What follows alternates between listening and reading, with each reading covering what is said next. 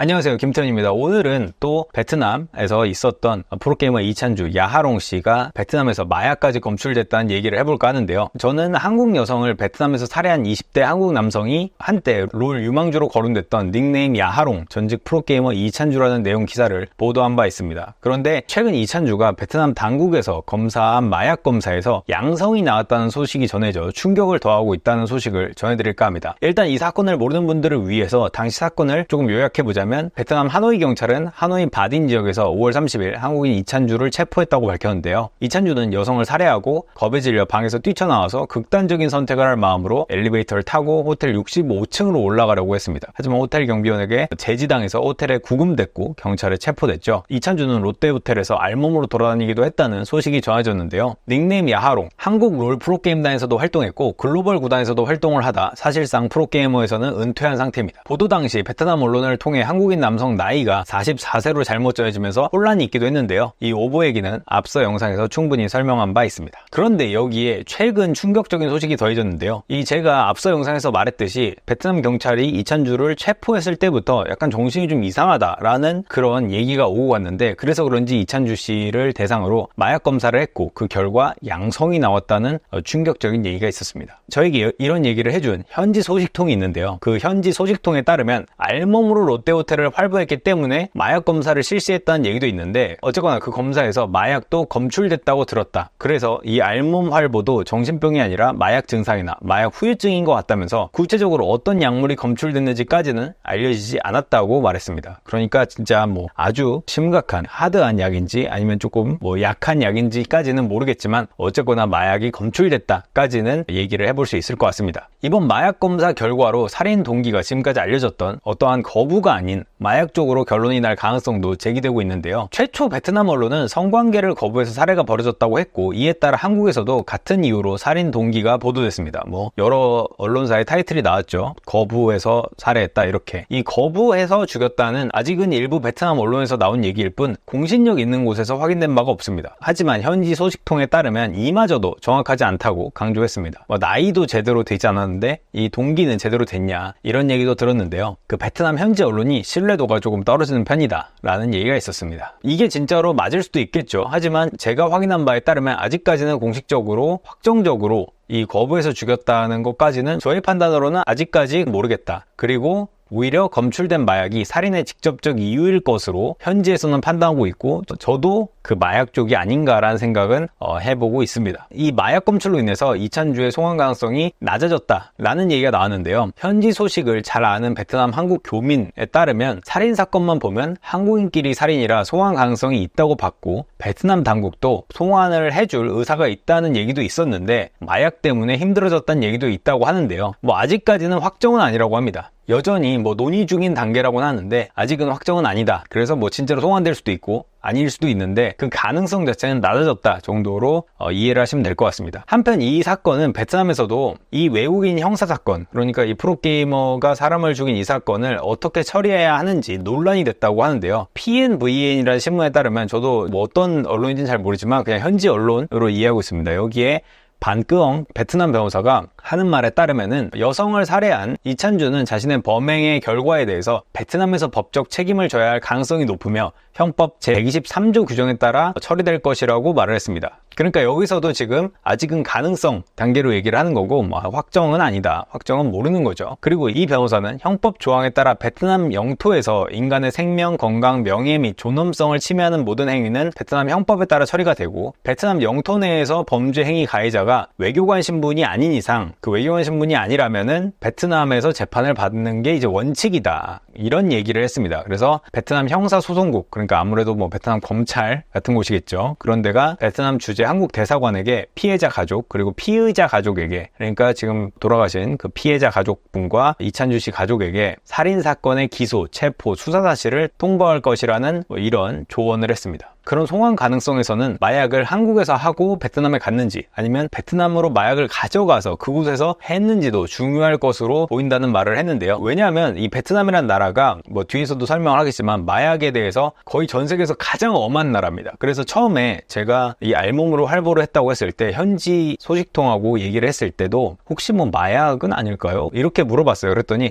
마약은 아닐 겁니다. 왜냐? 만약에 태국이나 필리핀이나 이런 쪽이었으면 의심을 했겠지만 베트남에서 마약을 한다는 거는 그 의미가 너무 다르다. 그래서 설마 베트남에서 마약을 하진 않았을 것이다. 뭐 물론 베트남에서 마약을 안 했을 수도 있죠. 뭐 한국에서 하고 갔을 수도 있는데 베트남에서 마약이 검출될 가능성이 굉장히 낮다라는 생각이었는데요. 실제로 베트남에서 마약이 검출이 됐습니다. 한편 마약을 어디서 했는지에 따라서 이찬주 형량도 크게 달라질 것으로 보이는데요. 앞서 말했듯이 베트남은 전 세계에서 가장 엄격하게 마약 범죄에 대응하는 나라입니다. 헤로인 600g 이상 또는 2.5kg가 넘는 필로폰을 소지하거나 밀반입하다가 적발되면 사용에 처할 수 있다고 하는데요. 현지 교민에 따르면 이찬주가 마약을 갖고 베트남으로 넘어와서 투약을 했다면 살인죄에다가 마약 관련 죄가 같이 다뤄져 무기징역 이상을 받을 수도 있다고 전했습니다. 그 무기징역 이상이라는 거는 무기징역하고 사형밖에 없죠. 현지 소식을 종합해보면 이찬주가 최대 사형 선고를 받을 가능성도 제기되고 있는데요. 베트남에서는 한국인이 사형 선고를 받은 소식이 매년 한 명씩 나오는 추세라고 합니다. 그러니까 2018년부터 지금까지 6년 동안 5명에게 사형이 선고됐다고 합니다. 또 하나의 예를 들자면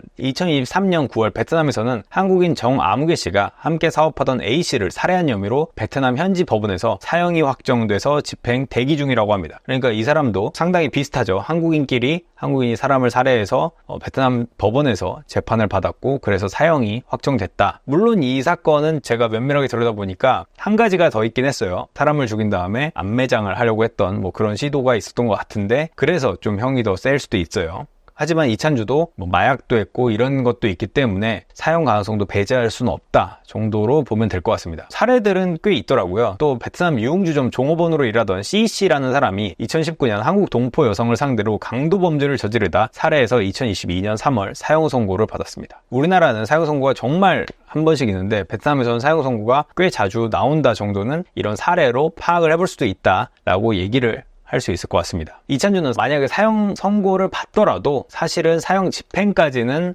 안 된다고 합니다. 현지 분들과 얘기를 해보니까 외교적인 문제에 따라서 사형 선고를 집행하지는 않는다. 외국인이기 때문에 외교적인 문제에 따라서 사형 선고를 내리긴 하는데 집행하지는 않는다고 합니다. 뭐 사형 선고가 집행이 되지 않더라도 최고형을 받을 수도 있다라는 점을 얘기를 해보고 싶습니다. 마지막으로 이찬주 씨가 이 베트남에 가기 전에 행적이 한 가지 남아있는 게 온라인상에는 남아있는 게 있습니다. 이 OPGG라는 사이트가 있는데요. 이 OPGG라는 사이트를 보면은 이 OPGG라는 사이트는 롤을 게임을 하면은 그 기록이 남는 그런 사이트라고 해요. 그래서 이 OPGG라는 사이트를 보면은 어떤 게임을 했는지도 다 나오는데 야하롱, 이찬주 씨가 마지막으로 한 게임이 2024년 5월 27일로 기록되어 있습니다. 이 경기는 5킬 9데스를 하면서 패배를 했는데요. 이게 아예 온라인으로 행적이 남아있는 경기가 있었습니다. 야하롱의 롤 계정이 이온 충격기, 크수비 두 개가 있거든요. 그 중에 하나인 이온 충격기라는 아이디를 가지고 BJ 지려라는 분하고 지려라는 분이 뭘 했다는 게 아니라 이 야하롱이 갑자기 지려라는 방송에 참여를 해서 저도 같이 하고 싶습니다 했어요. 나중에 유튜브 링크를 한번 보셔도 될 것 같습니다. 그러니까 이 지려라는 분이 아이디를 알려달라 해서 아이디를 알려줬어요. 그랬더니 전적을 보더니 뭐 계정 샀어요? 뭐 이러면서 이제 워낙 킬 데스가 안 좋았던 것 같아요. 당시에 그 킬 데스가 안 좋으니까 계정을 샀냐 뭐 이러고 다른 사람들도 막 욕을 하니까 이찬주가 저 전직 프로게이머 야하롱입니다 뭐 이런 얘기를 하니까 그게 확인이 되자 같이 둘이 게임을 했습니다. 그래서 지려와 야하롱이 게임을 했는데 그 게임에서 이 야하롱이 미드였던 것 같고요. 트란다미어라는 캐릭터로 게임을 했는데요. 0킬 7데스를 했습니다. 이기긴 했지만 굉장히 아슬아슬하게 이겼고 이 야하롱의 활약이 뭐 전직 프로게이머라는 것에 비해서 별로 대단치 않자 이제 원성이 나왔습니다. 그럼 보통 0킬 7데스 뭐 제가 정확히 이 게임을 몰라서 0킬 7데스를 했는데도 뭐 좋은 팀에 좋은 영향을 끼쳤을 수도 있지만 어쨌거나 보여지는 게 좋지 않잖아요. 그러니까 뭐 죄송합니다 하고 그냥 떠나면 되는데 내가 뭘 잘못했냐면서 거의 30분을 내내 싸우는 모습이 유튜브에 남아 있습니다. 그래서 제가 롤 전문가한테 한번 물어봤어요. 이게 진짜 야하롱이 말한 뭐 얘기가 맞냐. 야하롱은 내가 즈려가 어떠한 역할을 했기 때문에 바텀이 커서 결국 승리를 한 거고, 즈려의 스탯은 그냥 스탯 쌓기밖에 안 된다, 그 의미 없는 스탯이다, 뭐 이런 얘기를 하면서 엄청 싸우더라고요. 그래서 롤 전문가한테 물어보니까 즈려도 실수가 있었지만 야하롱씨 논점이 좀 이상하다. 야하롱씨도 초반에 실수가 여러 번 나왔고, 자꾸 다이아 게임에 야하롱이 첼 정글이었으면 아니면 니달리 다른 챔프였으면 하는 게 좀 이상하다. 이 판은 야하롱이 더 못한 것 같다. 제 생각엔 프로이기 때문에 073이면 사과하고 끝날 일일 것 같은데, 그래도 집중해서 중후반에 복구한 건 참작 가능하다 정도일 듯 합니다. 트란다미어가 원래 사이드라인 가서 혼자 성장하고 타워 미는데 특화된 챔프라 그런 부분을 좀 복구한 것 같네요. 트란다미어가 그래서 보통 KD가 좋지는 않습니다. 그리고 저 게임은 근데 바텀 캐리긴 하다, 둘 다 주인공은 아닌데 그냥 둘이 싸웠다 정도로 이해를 하면 될 것 같다. 냉정하게 말해서 야하롱이 못한 건 맞다.